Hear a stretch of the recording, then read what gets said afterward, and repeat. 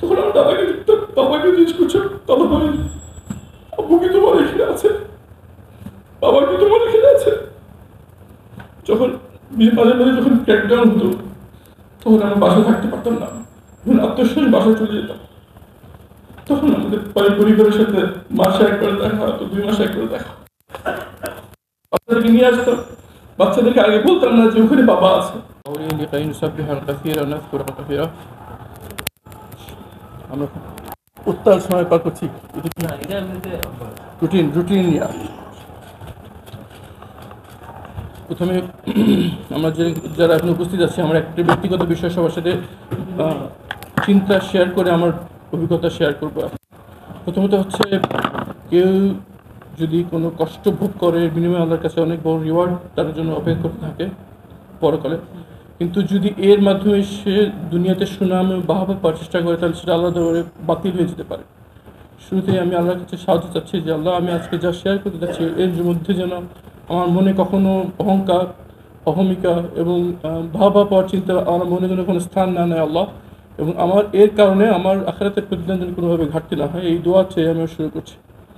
رب اشرح لي صدري ويسر لي امري واحلل عقدة من لساني يفقهوا قولي اني قد اسبحك كثيرا اذكرك كثيرا। আমি যখন বারাক ল শেষ করে দেশে প্র্যাকটিসের জন্য ব্যাক করলাম, তখন আমাকে আমার কর্মক্ষেত্র শুরু করার জন্য আমি বেছে নিলাম তৎকালীন বাংলাদেশের আইন পেশায় যদি টপ 3টা চেম্বারের একটা চেম্বার বলতে হয়, সেটা ছিল ব্যারিস্টার আব্দুর রাজ্জাক সাহেবের ল কাউন্সিল।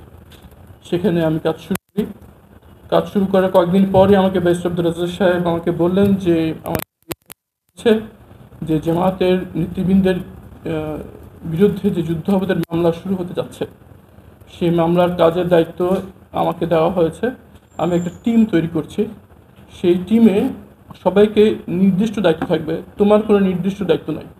তাই বলুন স্যার আমি কী করবো? বলে তুমি আমাকে সহযোগিতা করবা, এটাই তোমার দায়িত্ব, তুমি আমার স্পেশাল এইড, তুমি আমার সাথে থাকবা, আমার কাজ সব সহযোগিতা তোমাকে করতে হবে। তো আলহামদুলিল্লাহ এই কাজ আমার জন্য মনে হয়েছে যে পরম সৌভাগ্য। বাংলাদেশের ইতিহাসের সবচেয়ে বড় এবং সবচেয়ে ন্যাক্কারজনক জুডিশিয়াল মার্ডারের তৈরি হচ্ছিল আন্তর্জাতিক অপরাধ ট্রাইব্যুনালের নামে, যুদ্ধাপরাধ বিচারের নামে। সেই বিচারে যাদেরকে পরিকল্পিতভাবে হত্যা করা হচ্ছে, তাদেরকে ডিফেন্ড করার দায়িত্ব যদি বাংলাদেশের যাদের ভিতরে ন্যায়পরায়ণতা আছে, এরকম হাজার হাজার লক্ষ লক্ষ যুবক আছে যারা জীবন দেওয়ার জন্য তৈরি ছিল, সেখানে আল্লাহ আমাকে বাছাই করেছেন এই কাজটা করার জন্য। আমার কাছে মনে হচ্ছে এটা আল্লাহর পক্ষ থেকে সুযোগ, এবং আমি আমার ব্যক্তি জীবন, অবসর, পরিবার, সন্তান সবার চেয়ে এই দায়িত্বকে বড় মনে করেছি, এবং যতটুকু সময় আমার অন্তরে ছিল আমি পুরোটাই এখানে ইনভেস্ট করার চেষ্টা করেছি। এবং সারা দুনিয়ার সাক্ষী, যখন আমরা কাজ শুরু করি তখন আমাদের সবচেয়ে বড় শত্রু ছিল তথ্য। আপনারা সবাই জানবেন, সারা দেশের ফ্যাসিবাদ বাংলাদেশের প্রথম নয়, সারা বিশ্বের প্রথম নয়। ফ্যাসিবাদের উত্থানের জন্য সবচেয়ে গুরুত্বপূর্ণ প্রয়োজন হচ্ছে দুটো: এক, যথাযথ বিরোধী দলের যথাযথ নেতৃত্বের অভাব; দুই, তথ্য অভাব অথবা গোপনীয়তা হচ্ছে এবং মানুষকে কথা বলতে না দেওয়া হচ্ছে ফ্যাসিবাদের সবচেয়ে বড় প্রয়োজনীয় একটা জিনিস। এটা যদি কোনো ফ্যাসিবাদ না থাকে, সে কোনো ফ্যাসিবাদই হতে পারে না। এবং এর সবচেয়ে প্রথম যে ট্রায়াল এরিয়া, যেটা দিয়ে ফ্যাসিবাদের যে বাংলাদেশে পতন হয়েছিল, সেটা হচ্ছে আন্তর্জাতিক অপরাধ ট্রাইব্যুনাল এবং যুদ্ধাপরাধের বিচারের মাধ্যমে। সেখানে তারা সবাই নিশ্চিত করেছিল যে বাংলাদেশের মিডিয়া, ম্যাস মিডিয়া, টেলিভিশন, পত্রিকা, তারা যেন একমাত্র সরকার তৎকালীন ফ্যাসিবাদের যে ন্যারেটিভ, এই ন্যারেটিভের বাইরে কেউ যেন কথা বলতে না পারে। তার জন্য আমরা দেখেছি খুব শুরুতেই যেসব মিডিয়াতে তার বিরুদ্ধে কথা বলার সম্ভাবনা থাকতে হবে তাদেরকে তারা বন্ধ করে দেয়, টেলিভিশন বন্ধ করে দেয়, চ্যানেল 1 বন্ধ করে দেয়, আমার দেশ পত্রিকা বন্ধ করে দেয়। একাধিক সাংবাদিককে গ্রেফতার করে নির্যাতন করা হয়, এবং আমাদের সম্পাদককে অনির্দিষ্টকাল জেলে বন্দী রাখা হয়, নির্যাতন করা হয়। তো আমরা এই মামলায় নিয়োজিত ছিলাম, দেখলাম যে এই মামলায় যেসব জিনিসগুলো সরাসরি আইনের লঙ্ঘন, মানবাধিকার লঙ্ঘন, ন্যায় বিচারের লঙ্ঘন, সেগুলো নিয়ে বাংলাদেশ মিডিয়ায় কোথাও লেখা হচ্ছে না, কারণ দেখতে পাচ্ছে না কেউ। যদি কোনো পত্রিকা লেখে সেই পত্রিকা বন্ধ হয়ে যাচ্ছে, যদি টেলিভিশন সেই টেলিভিশন বন্ধ হয়ে যাচ্ছে, যদি কোনো ব্যক্তি তাকে গ্রেফতার করে নির্যাতন করা হচ্ছে। কিন্তু আমরা সিদ্ধান্ত নিলাম যে বিশেষ করে আমরা এই মামলায় নিয়োজিত আইনজীবী এই বিষয়ে কথা বলার জন্য এর যে ডাইরেক্ট রিপ্রেজেন্টেটিভ আর কি হতে পারে। আমি সিদ্ধান্ত নিলাম যে আমাকে সবচেয়ে বেশি যে করতে হবে সেটা হচ্ছে ইন্টারন্যাশনাল অডিয়েন্স। আল্লাহ যেহেতু আমাকে তৌফিক দিয়েছেন ইংলিশ মিডিয়ামে পড়াশোনা করার, আমি ইংল্যান্ডে পড়াশোনা করেছি, আল্লাহ তৌফিক দিয়েছেন কয়েকটা দেশ ভ্রমণ করার, উঠা বসার সুযোগ হওয়ার কারণে আমি বুঝতে পারতাম যে তাদের কোথায় অ্যাটেনশন আছে, কি তাদের প্রয়োজন, কোথায় তারা কি তাদের চাহিদা, তথ্যের চাহিদা। আমি সেই জন্য মামলার যে খুঁটিনাটি টেকনিক্যাল সাইটগুলো আছে, আপনারা সবাই এখানে সব ঢাকা ইউনিভার্সিটির বাংলাদেশের সর্বোচ্চ শিক্ষার্থীর ছাত্ররা আপনাদেরকে বুঝবেন যে যারা উন্নত বিশ্ব, বিশেষ করে পশ্চিমা বিশ্বে ডেভেলপ ওয়ার্ল্ড, এখানে আপনাকে কখনো কনক্লুশন টানতে হয় না, আপনি বলতে হয় না ও ফেস্টিভাল, আমরা এখন বাংলাদেশে বলছি ফেস্টিভাল।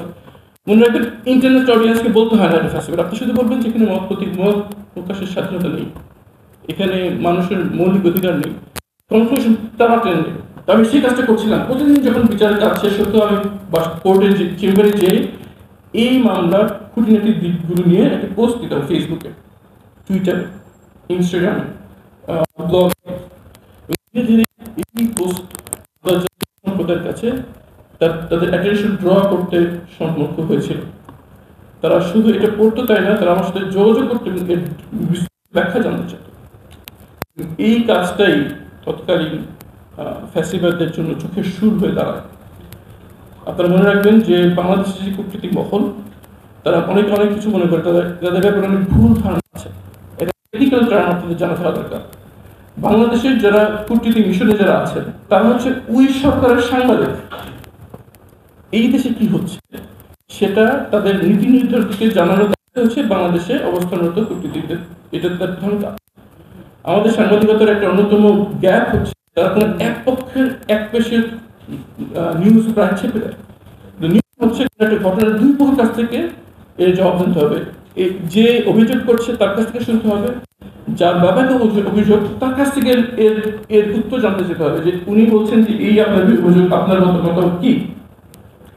যুদ্ধ অভিযোগ আমরা দেখেছি যে আমাদের জামাত নেতৃবৃন্দের বিরুদ্ধে অভিযোগ ফলাও করে প্রচারিত হতো, কিন্তু জামাতের বক্তব্য প্রচারিত হতো না। যখন আসামি পক্ষে যখন সাক্ষী দিত তখন সেটা বড় হেডলাইন পেত, কিন্তু এই যে জেলায় যেসব ত্রুটি এসছে সেগুলো কোনো জায়গা পেত না। কিন্তু আন্তর্জাতিক সম্প্রদায় বিশেষ করে কূটনীতিক মহল জানতে চেত যে এই সাক্ষীর গ্যাপটা কি আছে, এই অভিযোগের কাউন্টার আর্গুমেন্টটা কি। এই তথ্যগুলো তারা সংগ্রহ করছিল। আমরা যারা যুদ্ধবাদ বিচারে আসামি পক্ষের আইনজীবী নিয়োজিত, সেটা আমরা ব্লগে, ফেসবুকে, টুইটারে কথা বলতাম এবং আমাদেরকে তারা যখন আমন্ত্রণ করতো আমরা তাদেরকে ব্যাখ্যা দেওয়ার চেষ্টা করতাম। এবং আমরা যেটা বলতাম সেটা তারা সরকার পক্ষ আছে যেহেতু বলতো যে এই অভিযোগ আপনাদের বিরুদ্ধে এর আপনাদের জবাব কি। এবং সেটা হয়েছিল যে জবাব তাদের কাছে ছিল না। তারা প্রকাশ্যে বিচারপক্ষকে হস্তক্ষেপ করছিল, তারা এটা অস্বীকার করতে পারছিল না। তারা সাক্ষীকে ট্রাইব্যুনাল থেকে অপহরণ করে রিগুম করছিল, এটা তারা অস্বীকার করার সুযোগ ছিল না। আমরা যারা বিচার প্রক্রিয়ার সাথে জড়িত আইনজীবীদেরকে হয়রানি তারা করছিলেন আমি গুম হওয়ার আগে, এটার উত্তর তাদের ছিল না। যখন তারা দেখলো যে এর উত্তর তারা দিতে পারছে না, তখন তারা সিদ্ধান্ত নিলেন যারা কথা বলছে তাদের বিরুদ্ধে অ্যাকশন নেবে। তার ভিকটিম আমি, আজমির ভাই এবং হুমায়ুন কাদের চৌধুরী এবং অন্যান্য ভিকটিম যারা আছে যুদ্ধ মামলার সঙ্গে সম্পৃক্ত, তাদেরকে তারা টার্গেট করে। তো আমি আমার বাবার মামলার কাজ পরিচালনা করার শেষ সময় একদিন কোর্ট থেকে বাসায় ফেরত যাচ্ছি, এমন সময় দেখলাম যে সাদা মাইক্রোবাস আমার পিছিয়ে ঘুরছে। এর আগে বিভিন্ন সাংবাদিক মহল থেকে এবং আমরা যখন ইংল্যান্ডে পড়াশোনা করছি তখন তো রাজনীতি ছিল না, সবাই একসঙ্গে বন্ধু ছিলাম। অনেক বড় বড় রাজনৈতিক নেতৃবৃন্দের সন্তান আমাদের সাথে একসঙ্গে ল করেছে। এরকম একজন শুভাকাঙ্ক্ষী আমাকে জানিয়েছেন যে তোমার নাম আমি এমন কিছু লোকের মুখে শুনছি, আমি যদি তোমার জায়গায় হতো আমার পরিবার নির্দেশ থেকে চলে যেতাম, তুমি চলে যাও।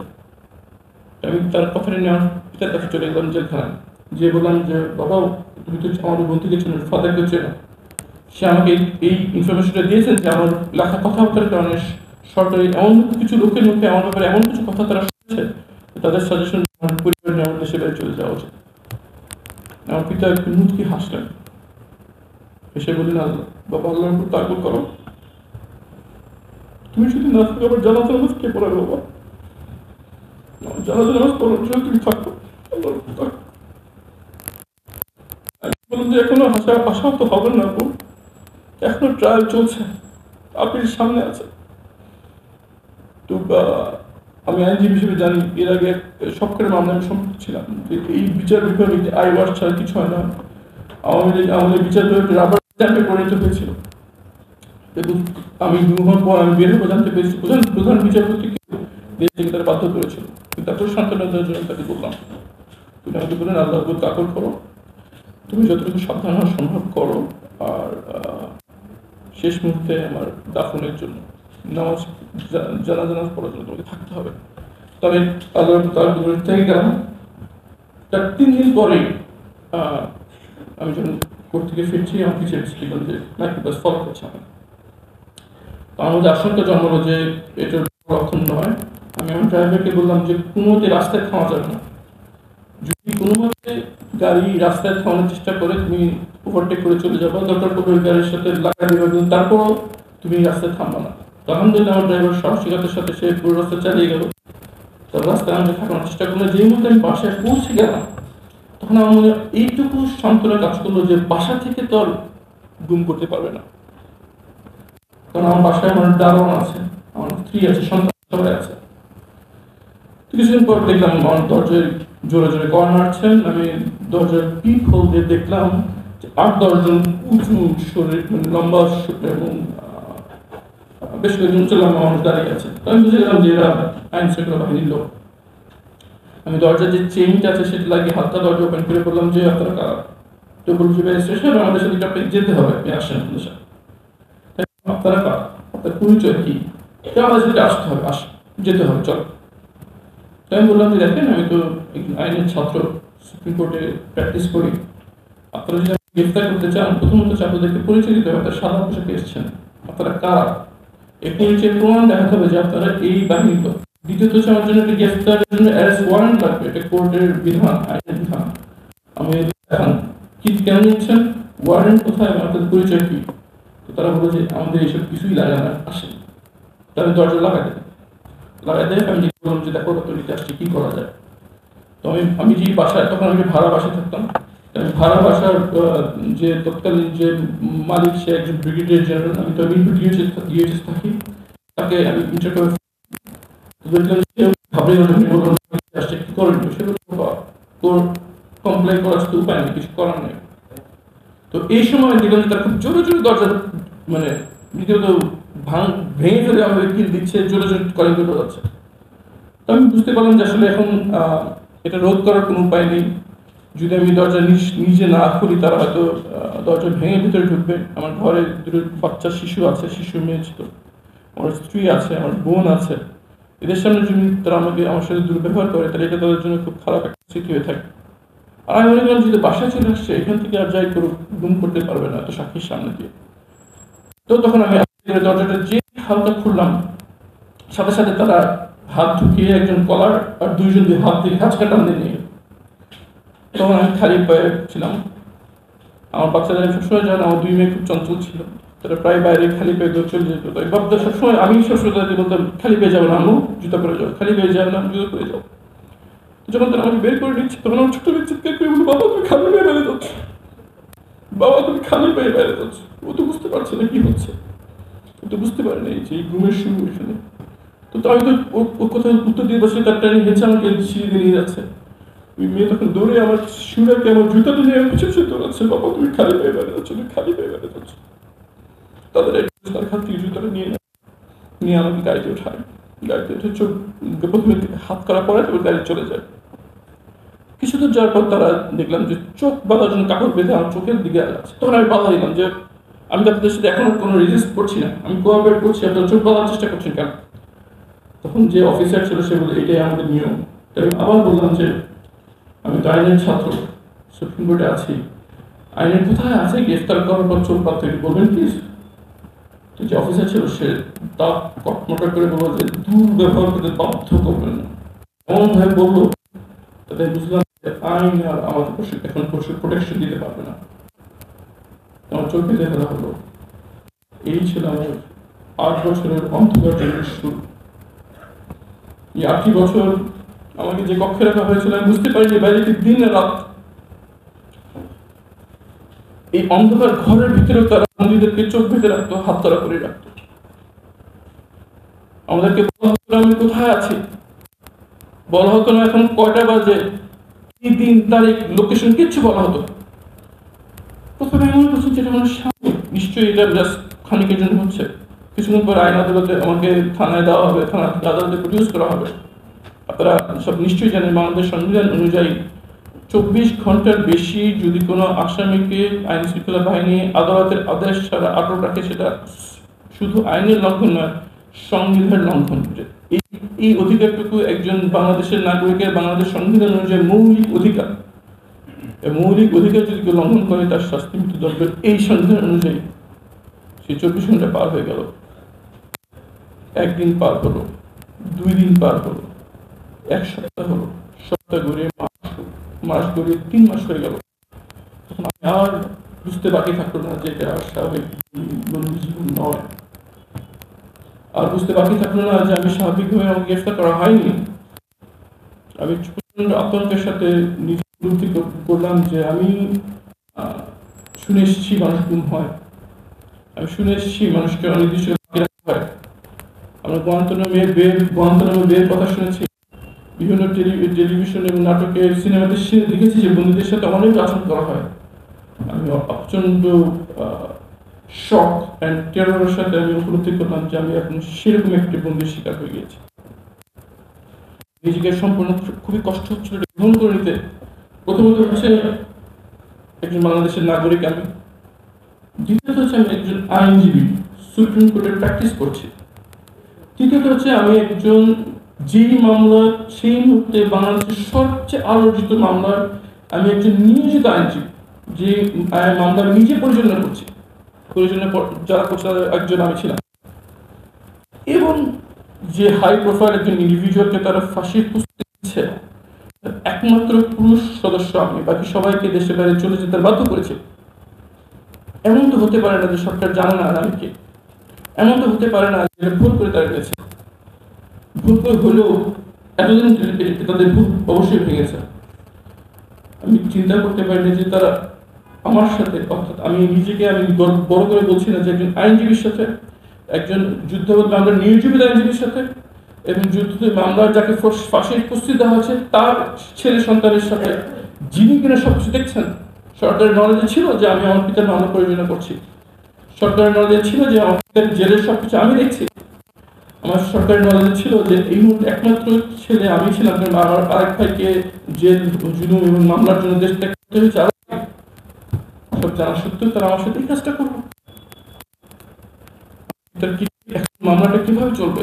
অবশ্যই অন্য সিনিয়র আইনজীবীরা আছেন, কিন্তু আমি তো ফ্যামিলির রিপ্রেজেন্টেটিভ, আমি তো কোঅর্ডিনেট করছি না। আমার পিতার জেলখানাটা আমি দেখতাম, তার কিছু লাগলে আমি জেল অফিসে যোগাযোগ করতাম, তার যা প্রয়োজন ছিল ব্যবস্থা করতে হতো। আর যদি আল্লাহর সিদ্ধান্তে ওনার হায়াত না ফিরে থাকে, যদি এই ফ্যাসিস্টকে ওনাকে শহীদ করিয়ে দেন, তাহলে কোথায় দাফন হবে, কোথায় ওনার কে ওনার জানাজা করা হবে, শেষ সাক্ষাৎ কে যোগাযোগ করবে, কে কোঅর্ডিনেট করবে? এইসব প্রশ্ন ভিতরে মাথায় হাজার টন ওজনের পাথর হয়ে আমার চেপে বসছিল। কিন্তু আমি বারবার বলছিলাম হাসবুল্লাহ বলবে কি, হাসবুল্লাহ বলবে কি, আল্লাহর সিদ্ধান্ত ছাড়া কিচ্ছু হয় না। যা হচ্ছে অবশ্যই আল্লাহর সিদ্ধান্তই হচ্ছে, আল্লাহর সিদ্ধান্তই হবে। ভাই আমার, আপনারা যারা এখানে আছেন তারা সবাই ঢাকা ইউনিভার্সিটির ছাত্র ছাত্রী। অনলাইনে আমি যা বলেছি তার সব অনেকবার একাধিকবার প্রকাশ হয়েছে। আমি শিওর যে আমরা যারা এখানে আগ্রহ করে এত ব্যস্ত শিডিউলের মধ্যে ঢাকা ইউনিভার্সিটি যারা আছেন তাদের আপনাদের অনেক ব্যস্ত সময়টা হাতে, পড়াশোনা অনেক চাপ, এই কষ্ট করে যারা এসেছেন নিশ্চয়ই আপনারা অনেকেই এটা দেখেছেন। সুতরাং আমার ভিতরের যে দীর্ঘ অভিজ্ঞতা যেটা আমি একাধিক প্ল্যাটফর্মে একাধিকবার বলেছি সেটা এই মুহূর্তে আমি আর রিপিট না করি। আমি এমন কিছু বলি যেটা কেউ আগে বলেনি, সেটা হচ্ছে আমাদের পরিবারদের সাফার, আমাদের ফ্যামিলি মেম্বারদের সাফার, সন্তানদের সাফার। যেটা এভাবে প্রকাশিত হয়নি, এটা এভাবে হাইলাইট করা হয়নি। আমার দুই মেয়ে যখন আমাকে নিয়ে যাওয়া হয়, তারা দুজনই ক্লাসের টপ গার্ল ছিল, ফার্স্ট গার্ল ছিল, পড়াশোনায় ভালো ছিল। তারা একজন বড়জন নিজ চোখে দেখেছে আমাকে নিয়ে যাওয়া। এরপর থেকে তারা যখনই পুলিশ দেখত, ওনার মাকে জিজ্ঞেস করতো, আম্মু এই লোকটা কি বলতে পারবো আমার বাবা কোথায়? এরকম একটা লোক তোমার বাবাকে নিয়ে গেছে, তাই না? এটা একটু বলতে পারবে বাবা কোথায়? যখন শেষ সাক্ষাতের জন্য আমার পিতার কাছে যেখানে যায়, তখন আমার দাদাকে দেখতাম, বাবাকে জিজ্ঞেস করছে, দাদা ভাই আব্বু কি তোমার এখানে আছে? বাবা কি তোমার এখানে আছে? যখন মাঝে মাঝে যখন ক্র্যাকডাউন হতো, তখন আমরা বাসায় থাকতে পারতাম না, যখন আত্মীয় বাসায় চলে যেতাম, তখন আমাদের পরিবারের সাথে মাসে একবার দেখা হতো, 2 মাসে একবার দেখা। বাচ্চাদেরকে নিয়ে আসতাম, বাচ্চাদেরকে আগে বলতাম না যে ওখানে বাবা আছে। কোন আত্মীয় বাসায় গেলে আমাকে দেখে খুশি আসতো। আমার ঘুমার পর যখন কোনো আত্মীয় বাসা যেত, যে মাকে জিজ্ঞেস করতাম, বাবা কি খেতে আসবে? বাবা আসতো না, মায়ের কাছে উত্তর থাকতো এই কথাগুলো বলা হয় নাই। আমার মেয়ে স্কুলে ফার্স্ট হয়েছিল আমার বছর, রেজাল্ট খুশি হয়ে মাকে ওরা কি বলছে, আম্মু আমি ফার্স্ট হয়েছি। এটা দেখার জন্য কি আসবে? এটা দেখার জন্য কি বাবা আসবে? আমার স্ত্রীর কাছে উত্তর ছিল না। আমার ছোট মেয়ের অ্যাক্সিডেন্ট হয়ে এখানে বড় কেটে গেল, 7টা সেলাই দিতে হলো, প্রচন্ড কষ্টে সে কাতরাচ্ছে, বলছে আম্মু আমার 7টা সেলাই দিয়েছে ওর হাতে, এখন কি বাবা আসবে? এখন কি বাবা আসবে? এই উত্তর আমাদের ফ্যামিলি থেকে পাই। আমার মেয়ে যখন যায়, তখন সে কেজি 1-এ পড়ে, কেজি 2-তে ভর্তি হবে, ফর্ম ফিল আপ করতে হবে। ফর্ম ফিল আপ পিতা আমাদের দুজনের সিগনেচার লাগে। স্কুল থেকে জিজ্ঞেস করছে মায়ের জায়গায় সিগনেচার আছে, ফাদারের সিগনেচার কই? কি উত্তর দিবে তার?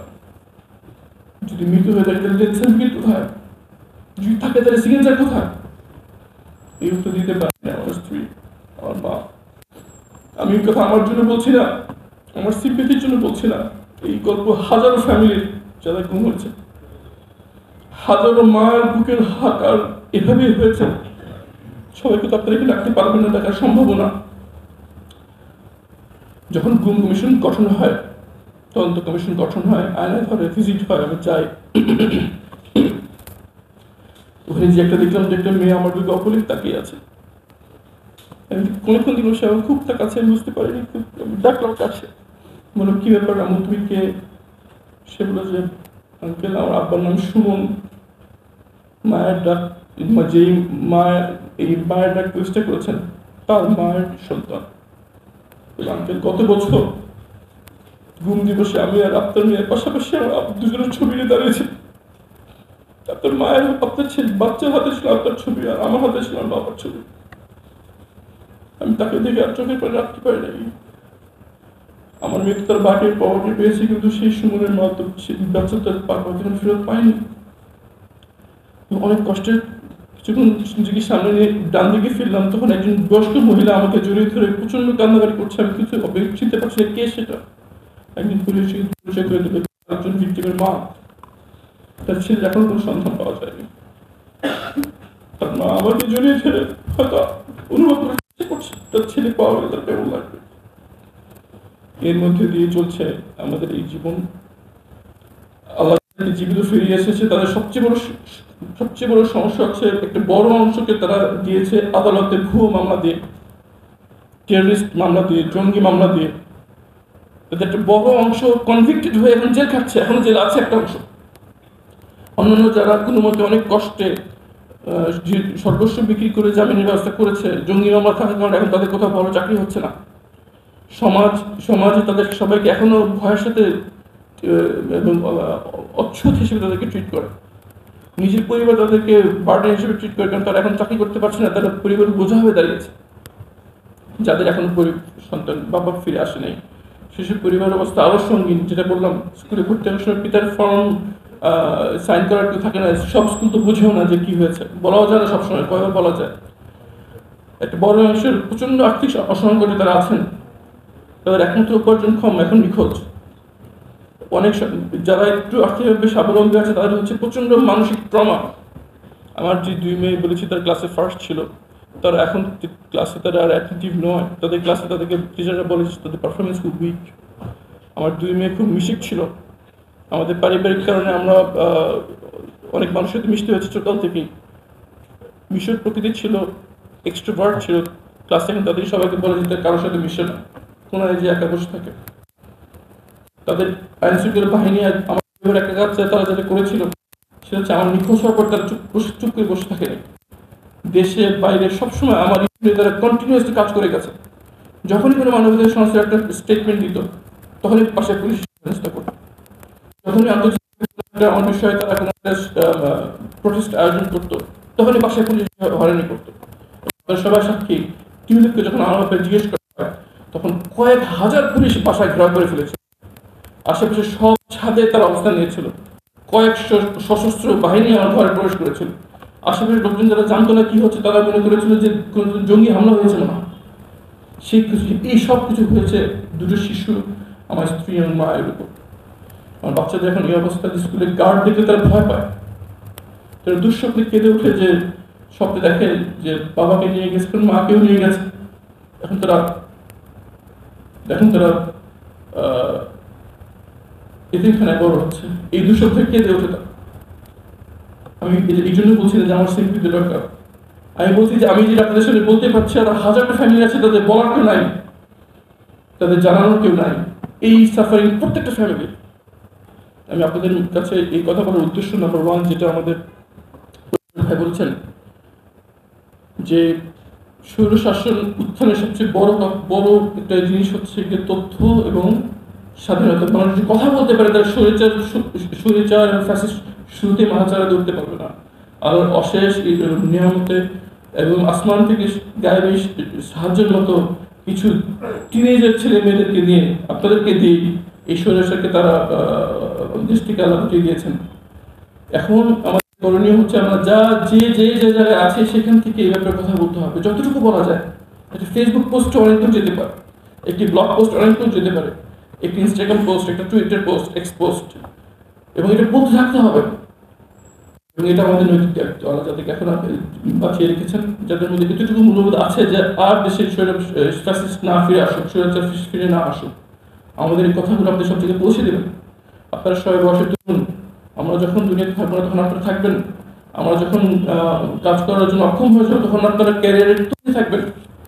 আপনারা যার যে জায়গায় আছেন সেখান থেকে কথা বলে যাবেন। কখনো কথা বলে থামবেন না যাতে আর কোনোদিন ফ্যাসিস্ট ফিরে না করে। আপনারা যদি সরব থাকেন ফ্যাসিজম নীরব থাকবে। আপনারা নীরব হলে আবার মাথা চেরা হবে সেই ফ্যাসিস্ট। আর আমাদের সেই দিন থেকে রক্ষা করুন। আমাদের যতটুকু শক্তি আছে ততটুকু দিয়ে